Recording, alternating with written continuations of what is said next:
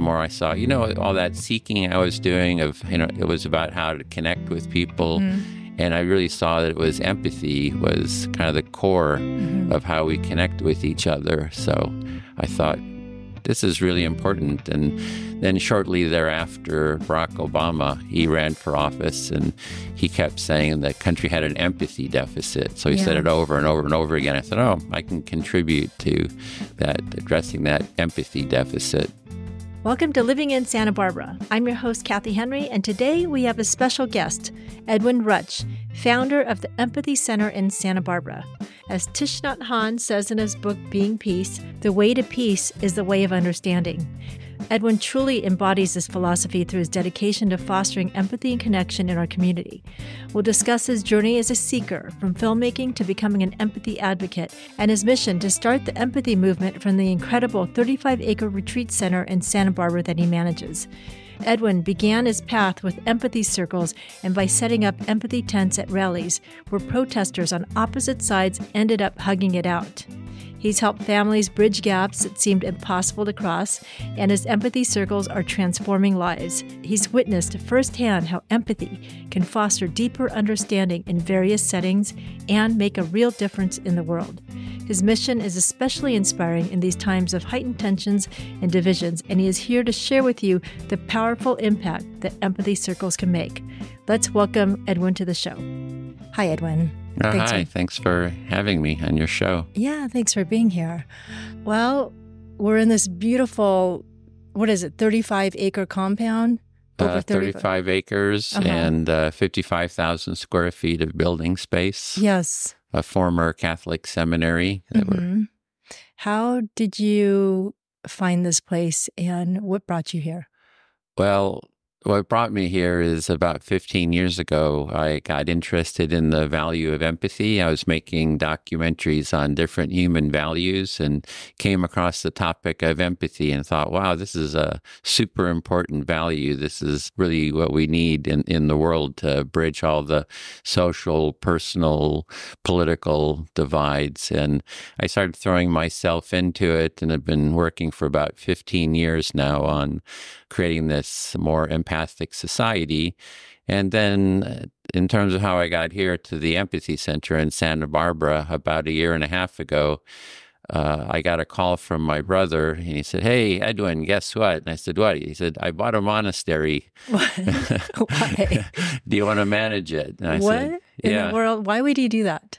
I don't really know. I'm not quite sure. Somebody said, "Hey, there's somebody told him about it was up for auction. The property was up for auction." And he thought, well, maybe I'll just bid on it and, get a good deal. Was that an oops? Huh? Was that an oops? He got it? It's almost like an oops. It's kind of like the dog that chases the car and catches the car, right? It's like, oh. And so, yeah, he had bid and he had stopped bidding. And then they said, the next 200,000 hits the reserve price, the minimum that they would sell it for. And he said, one last bid. And he got it. So then it's like he was thinking what to do with it. And he thought, well, he could resell it. He's always been interested as a child and as a kid, going to retreat centers. He thought, I can build a retreat center. And then he kind of contacted me because I've been working on this topipic of empathy. How long were you working on it for? 15 years, I'd say. Prior, at the time that he called you? Yeah, when he called me. So he said, "Do you want to manage this property?" And I said, "Okay, let's take a look at it first," because I don't even think I'd been to Santa Barbara. I mean, I was going to ask you. Yeah, I'm from Northern California, Sacramento. Live in the Bay Area for, over 30 years in El Cerrito near Berkeley. And so, we'll check this out. This was bought sight unseen terms of, he just saw the photographs, hadn't even been here.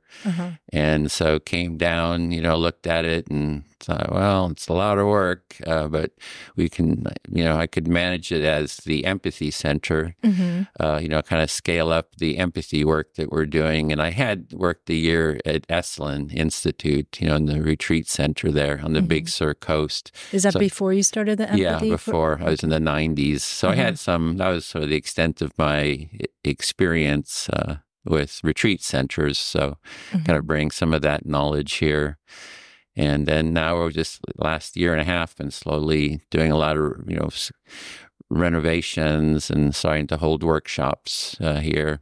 So it'll be, the idea is that the core value of the center is to raise the level of empathy in society, which when you create mutual empathy, you create care, you create openness and trust and collaboration. And so you are really trying to create a movement for that in the country and the world. So that's kind of the core message here. Yeah.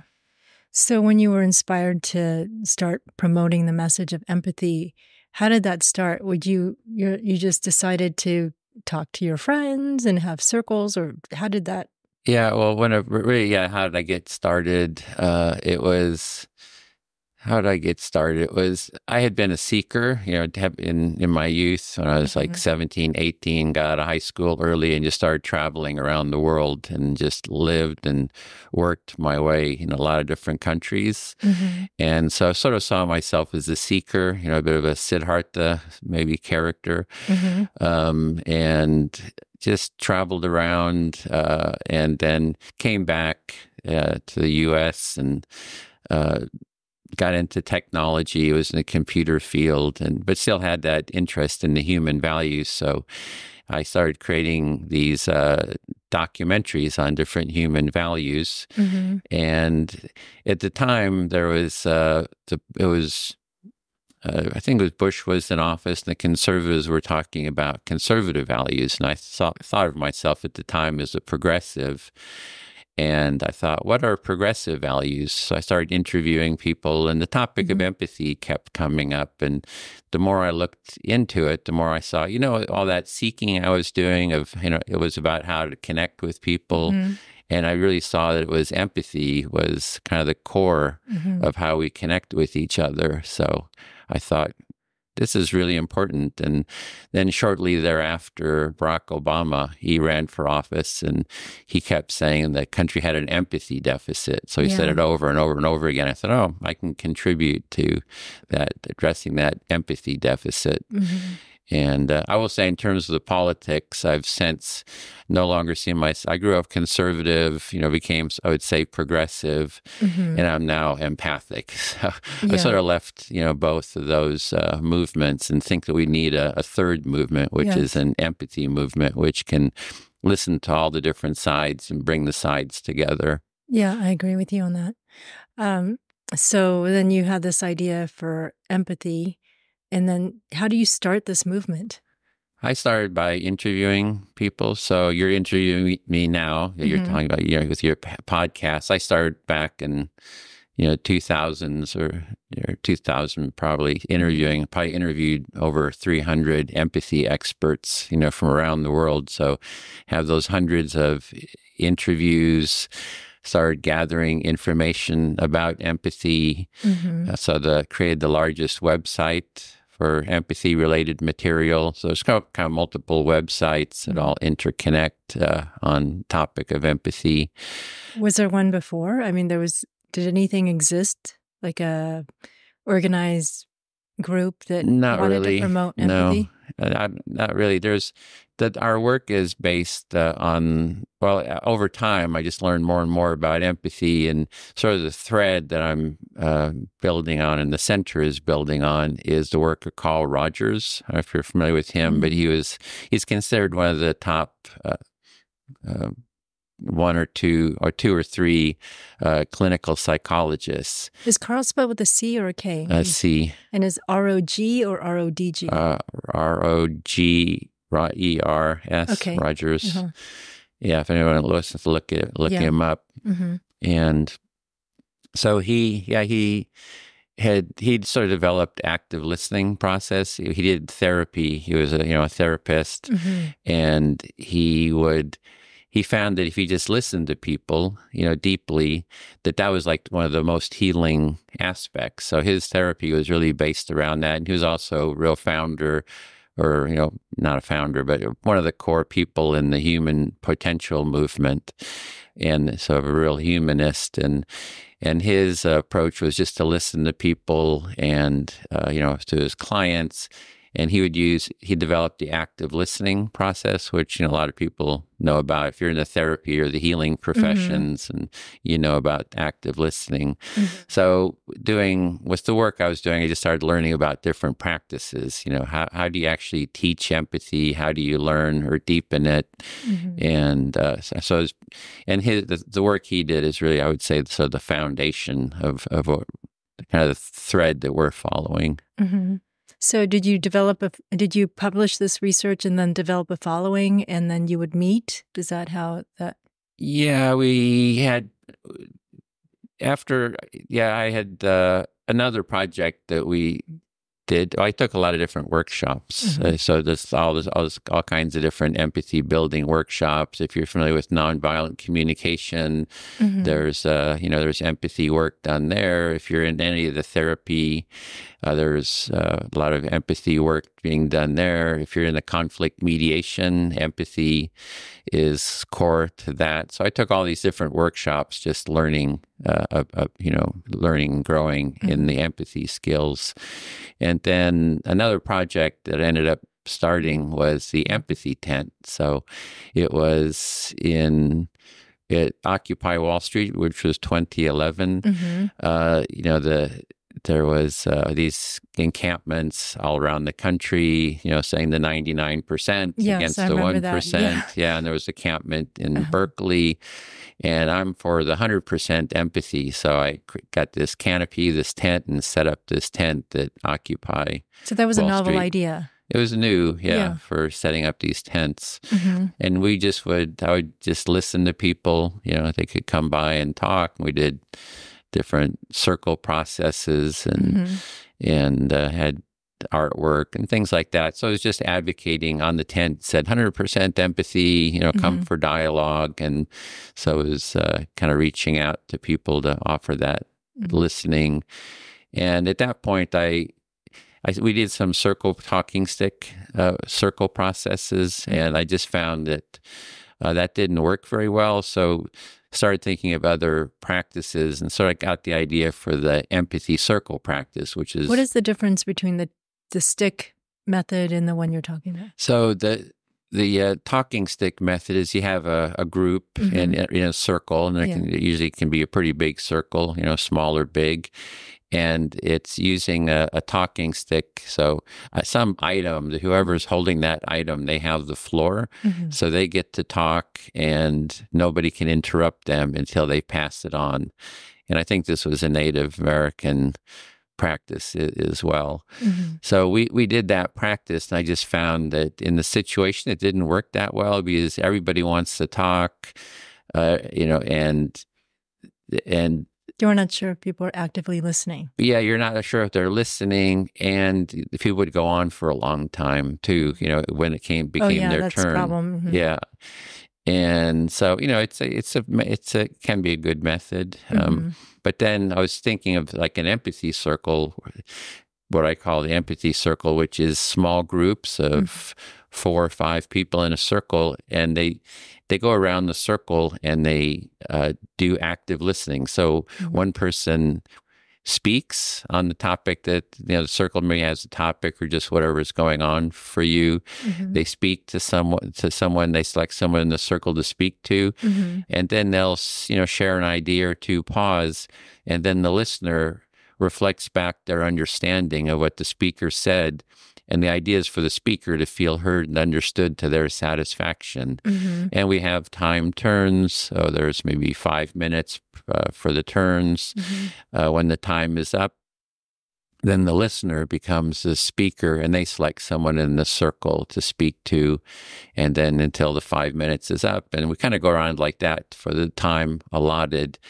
And so I started getting the idea that if in this encampment, everyone was doing empathy circles, that it would really help with all the divisions and conflict and stuff that was going on there. So but before I could really implement it, they closed the camp. The police closed the camp, but then later on, online, I started developing the empathy circle practice, and that's sort of the core practice we do now here at the center. People can come up on Sundays, and we have these empathy circles. You can, in a training that we do also every couple of months.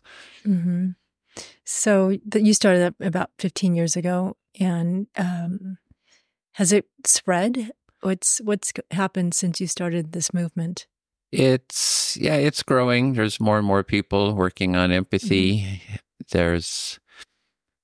I always want thinking, oh, it could grow faster, it could grow bigger. Mm-hmm. So but now that we have the space here in Santa Barbara, I think we can really scale it up. I think we'll be able to really get more attention and have more of an impact, bring more organizations on board, and have more trainings and more people. Mm-hmm. And so I think we can really scale it up. Mm-hmm. But there are people all over, who are working on some aspect of empathy. Well, so I got to experience one when I showed up last Sunday. I actually didn't know what I was getting into. I thought I was coming for a tour. And I realized after participating in the circle, wow, this is really a powerful tool to increase communication skills. And then as I was driving away, I had this vision, which is kind of funny. I was thinking it'd be a funny skit to have, where Biden and Trump were met under an empathy tent, and they got to speak to each other, and the other one was actively listening. I think that would be revolutionary. I mean, it would. I've dreamt about that as well. So we have a common dream there that instead of a debate, that they would have had an empathy circle with each other. That they would have to listen to each other and show that they understood each other. Mm-hmm. And the thing with the empathy circle, if you see it, you also learn it by observation. Mm-hmm. So if they would do it, it would be transformational, I think, in the world, that it would just spread and people can use this practice in the family. I know you're talking about your family, right? Mm-hmm. That, like with my son. That maybe it's helpful there for you to sort of be able to connect and really understand each other better. And I remember, and with that empathy tent, over the years, I've been setting it up in different places. So I remember there was one African-American church in the Bay Area in Oakland. Actually, they invited me to set up the empathy tent, and I set it up, just outside, and people would come by. And then there was this mother and her son. She dragged her son, who was like 14 years old. And she said, "We need an empathy circle." That's and funny. She sat down with him. Mm-hmm. And she said, until just a couple of years ago, they had a great connection. It was a very important connection for her. They'd talk about everything, but now he was becoming more and more distant, and she was really worried about that, and she wanted to do this empathy circle, which we did. And he spoke a little bit, and he spoke about what was going on for him, and then she reflected back what she was hearing, and then she spoke and just talked about how that there was a gap growing between this disconnection kind of happening. It was a real concern, and they talked back and forth, and I think they really got some deeper connection, because what happens a lot of times, what I've observed, is with parents, they start trying to pull the information, the connection out of their teenagers, and then the teenagers just they just go get farther and farther. So the more you pull, the farther away they move. So by doing this, where she was actually showing she was hearing and understanding him, I think he opened up more, about what was going on. So this is just kind of the power of the empathy circle in families. So if Trump and Biden did an empathy circle, can you imagine all their followers, doing empathy circles in their family? So that would be great. It would be great. I just worry that some people have these preconceived notions of, it's weak to be touchy-feely.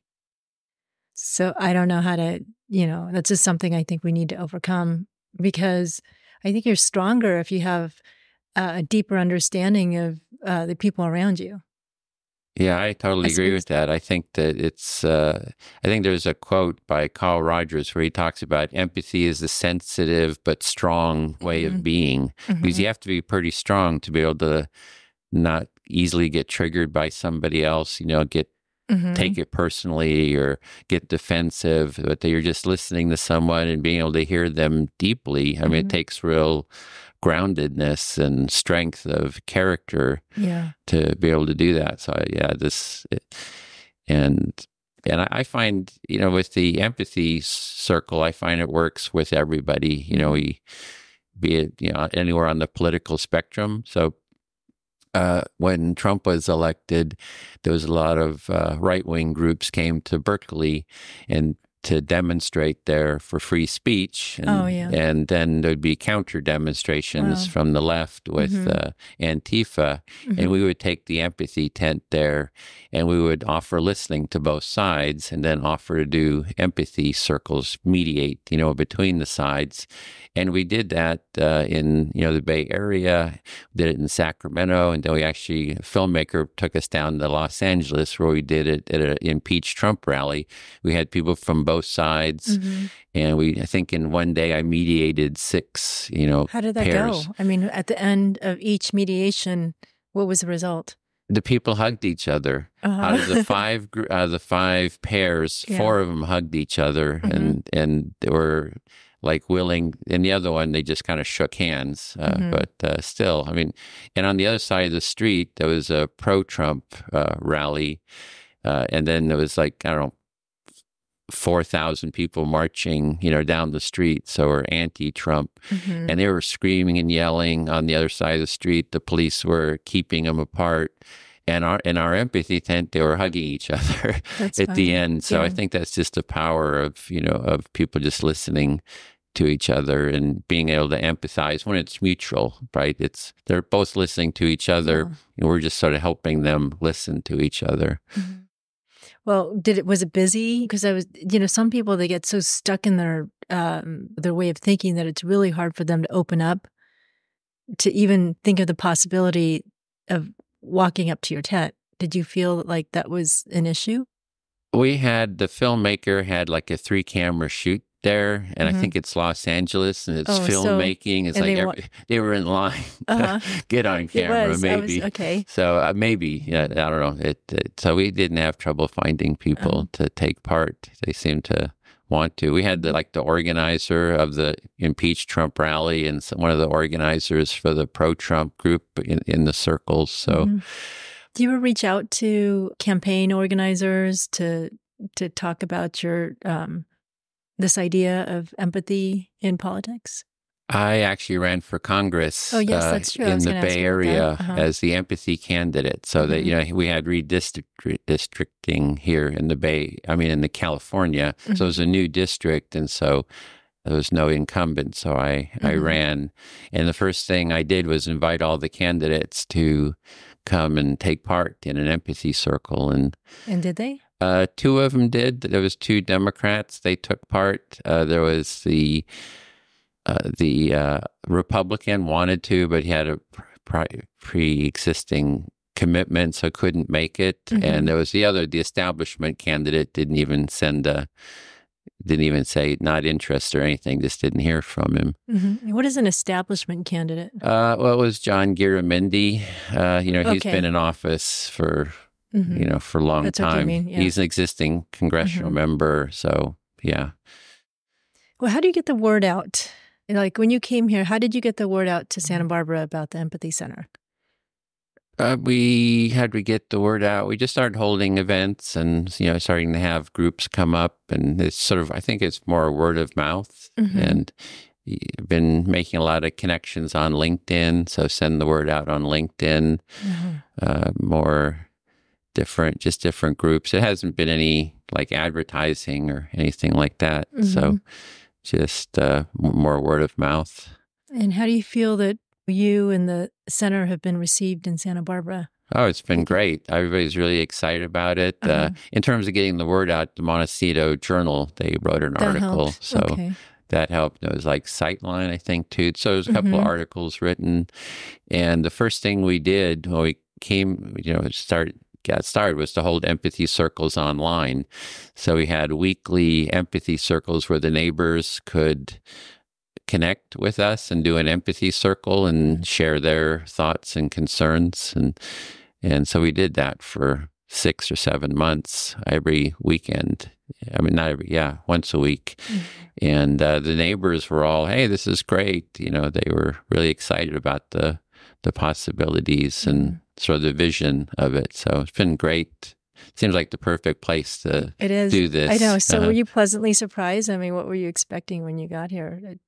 I didn't really know. I don't even think I'd been to, I was just mentioning to you, I don't even think I'd even been to Santa Barbara before. Even though I'm from California, Northern California, just never got to this part of the state. So didn't really know what to expect. But yeah, it's been really great. I think it's like I've heard the different movements get started in Santa Barbara, like the Earth Day and environmental movement. So I hope we can get an empathy movement started here that really can get traction and can spread across the country. Because I really see that just mutual empathy is what really can heal the social political divides. And I've just seen it over and over again. And it can support families and with, different community groups, and we're doing some interfaith. We'll be doing some interfaith groups here too, and so yeah, just spreading it in all schools would be great. Yeah, I heard you mentioning. Have you reached out to the schools? It would be a good tool to teach the kids. It's not something that's taught. I think it should be core curriculum. I've done empathy circles with 5 and 6-year-olds, so it can already be in grade school. Did connect with the Santa Barbara Middle School. Took a tour there and talked with the director and some of the staff there. And we're looking for a school where we can implement the empathy circle practice so that all the students would learn the practice, and the staff and the teachers, and see what effect that would have. Because I really think it would have a very positive effect to addressing bullying or alienation or loneliness or depression. I think it would really help with all those emotional challenges people have. Have you reached out to the Santa Barbara School District? Not yet. It's just. But you're thinking about it? Well, it just keeps spreading the word. It's just a matter of time. We were having to scale up here, get more staff and kind of build. We're kind of building from scratch here. So it's just so much to do. Yeah, I know. I was going to ask you, how are you managing all this? I mean, it's a lot. Is it just you? Do you have a staff? I mean, I miss Christian. We have a groundskeeper, facilities person, and myself, and you have been having different project managers. We have someone project managing our kitchen. It's a really amazing kitchen, but we need to bring it up to code. And so we have somebody project managing that. And we have to get a roof, new roofs. So we're getting quotes and getting ready to start that project. It's a lot of roofs. I know. I'm thinking, how are you getting the funding for all this? For the physical facilities, my brother, his LLC is funding that for the programming side. So I had the Center for Building a Culture of Empathy organization, just an association for the past 15 years. And now we're setting up the Empathy Center as a new nonprofit. And so we're going to be needing to get donors, ideally. So if we want to get empathy into the schools, we can get donors who'll say, hey, I want to support empathy in the schools. And, we get some staff for working on that. We're also for bridging the political divides. We want to do more with that, get to bring together Trump and Biden, like you're saying, that we can, and all the other politicians. I can't even imagine that day. I can imagine it. So I know Trump had that meeting in the Oval Office that time. Remember, there was by some Nancy Pelosi and Chuck Schumer came in. I disconnected from politics, and I don't know, some people might judge me for that, but it gets so toxic. I can understand that. It's toxic and getting more toxic. And that's where I see the empathy is the way to detoxify politics. In fact, I think if Republicans and Democrats would understand and really promote empathy, that it would just really change the whole culture. It's the only way out of this situation, the current, dysfunction that we have. Like, I would love to see empathy circles between, congressional representatives. Like, every month they have to take part in an empathy circle with the other side in small groups. That is a very progressive idea. Well, the other thing is that I don't know what news to trust. I think it's important to stay informed and aware, but on the other hand, you're getting so many different stories. I mean, one moment, where they say this was true, and then I find out, no, it wasn't true. And so you're like, well, which one is the truth? And why are they being irresponsible with the news that they're reporting?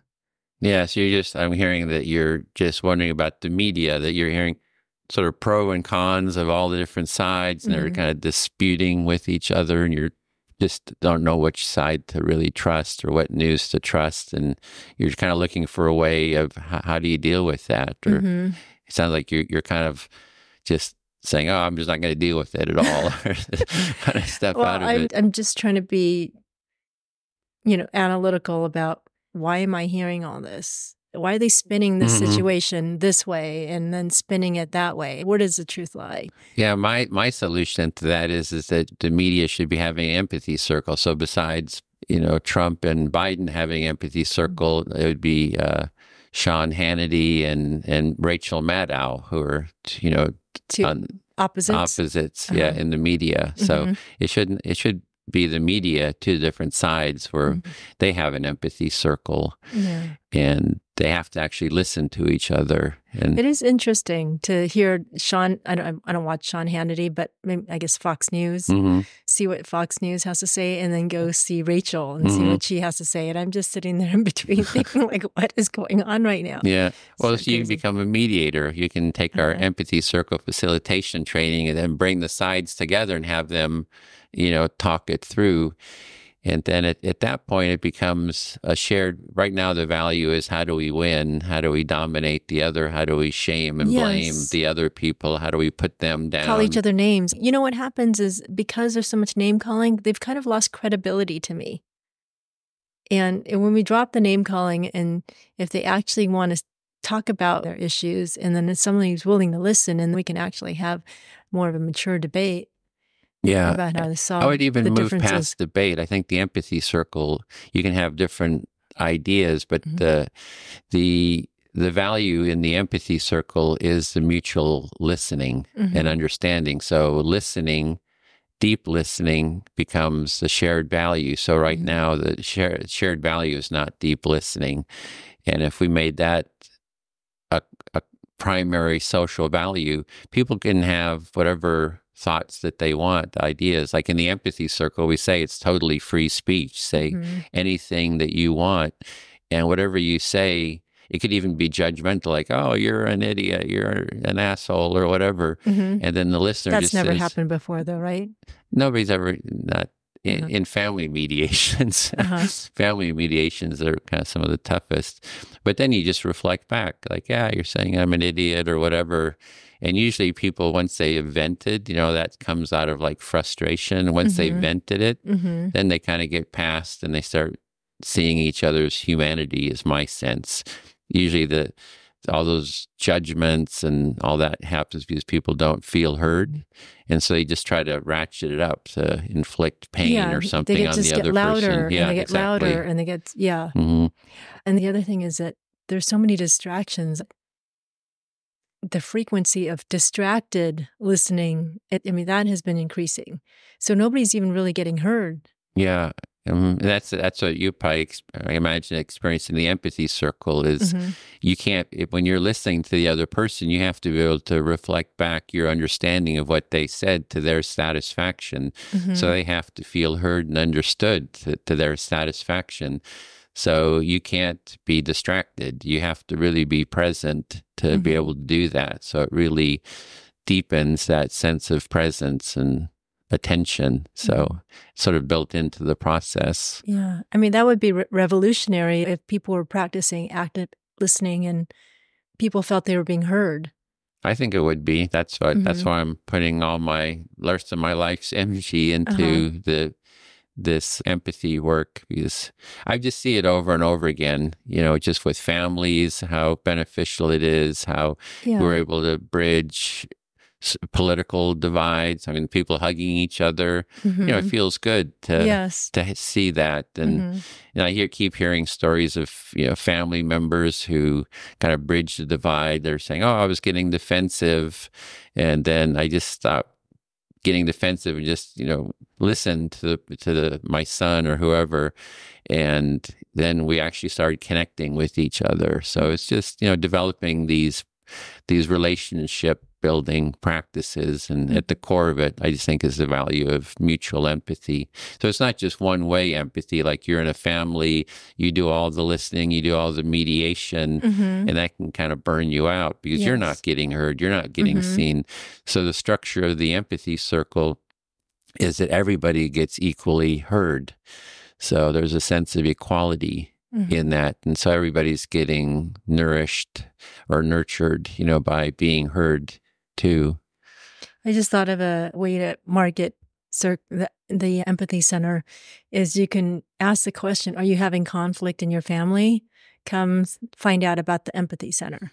Yeah, I think that would be, in fact, that's what you're talking about, funding. So we want to have different programs like that. So having a program that's focused, having staff that's working just on empathy in the family and spreading that and seeing if we can teach, every family how to hold these empathy circles, maybe at dinner time, getting together and using, because in families, I mean, sometimes families are the hardest situations, for conflict. It can get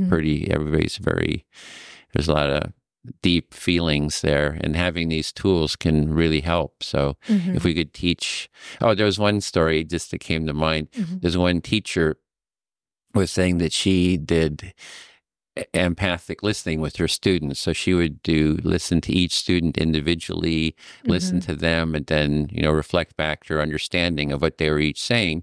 So she went around listening to them as like a first step. And then they said, oh, that's interesting. How do we do that? So they were asking how they could do empathic listening.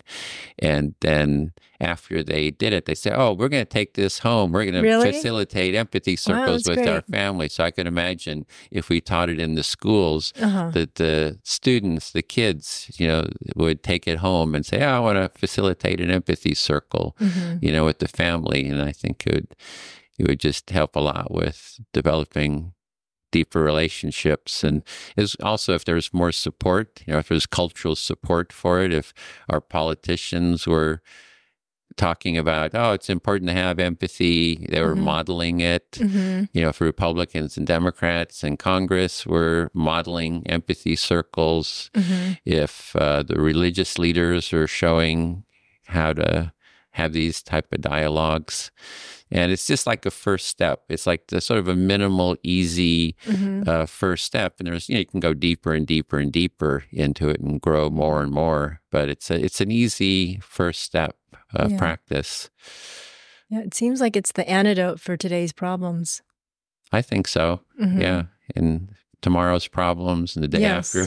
Yeah. And worldwide too. I mean, wars. That's part of the reason my parents were German, living in eastern part of Germany during World War II. They're just kids. Yes. So, the Germans did a lot of horrific things to the Russians. And when the Russians came, into Germany, they did pretty horrific things, like all my family on my father's side were all shot, by the Russians. And so, and on my mother's side, there was like mass rapes and in that part of the world. So it was a very brutal area. And for me, that's an empathy deficit. And I think one of the motivations too is can we head off these wars and all the horrors that these wars create. And I think it's really the war is an empathy deficit. So if we can be teaching these skills and these relational skills, and especially at a young age. Especially at a young age, yeah, definitely. Yeah. So how does somebody donate to the Empathy Center? And what do you need help with? Yeah, well, you can go to theempathycenter.org, and there's a donate page there. Okay. People can come up. A good way is to come up on our Sunday events or other events. We have like an open house. You can come take part in an empathy circle. You can start learning to practice. We have some trainings. The trainings are free or by donation. So you can kind of learn how to facilitate these and sort of get connected with our community, learn what we're doing. And we'd love to have, donors who want to support or even take on volunteer. Like, do you have projects like, let's say, the roof project or maybe one building? Or we have for people who are skilled, who like we have I was mentioning, we have a kitchen manager. We have someone who's a caterer, local caterer. We just hired her to project manage that. So we're going to be renovating, like a lot of the buildings need total renovation, from the ground up, so we would need people to be doing that, project managers, architects and tradespeople. So we have that. So there's that facilities side, and then there's the programming side. So in the programming side is saying, hey, I just really want to bring empathy into the schools and I want to donate to that or work on that. We're also going to be doing this empathy tent where we want to make a chapter-based empathy tent movement so people can host their own empathy tents, take it out to public spaces. And we went to a homeless encampment last month, just offered listening. How did that go? It was in a park, and we thought, we'll just go set up the tent there. And the organizer said that the city does not like them being there because it's sort of attracting homeless into the park. And you mean the empathy tent people or the homeless people? It was the organizer of the event, of not the empathy tent, but it's like a resource center there, and they bring medical supplies, food, things like that. And they try to keep a low profile because the city, they're sort of fighting with the city about even being there. So our tent is pretty obvious. So they weren't too happy about us bring so much attention. So we set up to the side a little bit and did offer some listening to several people. And then, so it was just our first time since COVID setting it up. So we're slowly scaling it up. And so are you the only ones that offer an empathy tent? You don't have people outside of your organization that do the empathy tents? There's been something similar, people who are doing similar things. Yeah. And we had someone within our group, someone in Poland, got a tent, set it up. Someone down in Thousand Oaks, they got a tent. And some people we haven't been real systematic, creating an empathy tent or project, but we do want to scale that up too. Do you have a business plan or some sort of written plan on how you want this to grow and what projects? Yeah, it's not so systematic. It's been more emergent to scale up and see what sort of emerges and kind of put out the word, see who's, the core is the overall plan is to create a retreat center. Yes, and there's a scarcity of retreat centers like this. Yeah, in Santa Barbara now since Casa de Maria, since they had the flood there. Yeah. So it's not a very formal business plan. It's more emergent, seeing kind of growing, but with the overall vision of raising the level of empathy in society, and then a multifaceted retreat center like Esalen and you can we have groups here for doing meditation or art, and we want to develop these other programs like an art center. And then we have a gym for sports, and then a permaculture center. So we want to do permaculture, gardening. Yeah, so you have your facilities goals and you have your program goals. Right. So I see them as two different parts. And the Empathy Center, the nonprofit's going to be leasing from my brother's LLC. So we're going to be managing the Empathy Center. Will be managing the property and all the programmings. Yeah. And he's handling the facilities end of it. Yeah. Got it. Okay.